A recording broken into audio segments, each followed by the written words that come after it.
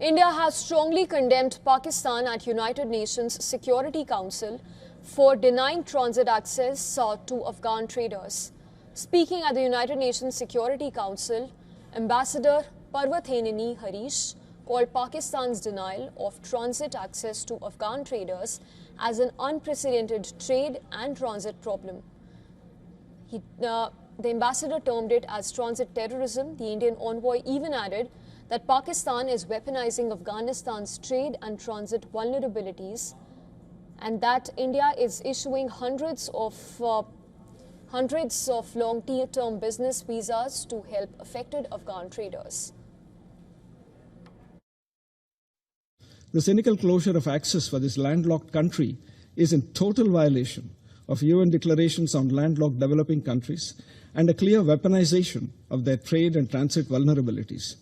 This blatant Pakistani violation of WTO norms and of the UN Charter and international law should be condemned by the global community. The ambassador slammed Pakistan's military airstrikes against Afghanistan and cited reports of United Nations assistance mission in Afghanistan.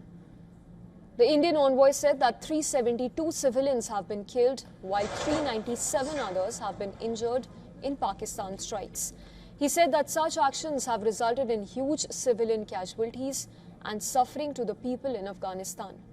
The envoy also called for coordinated international action against all terror outfits and their affiliates. Dressing up a massacre as a military operation does not absolve the perpetrator. Killing, maiming, and orphaning civilians is not counter-terrorism.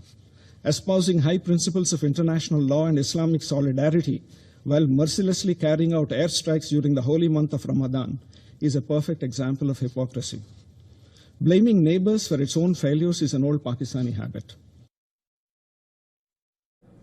Furthermore, Ambassador Harish also highlighted India's humanitarian effort for Afghanistan following the deadly earthquakes last year. He noted the joy brought by Afghan cricketers in the Indian Premier League and in the ongoing bilateral cricket series between both the nations.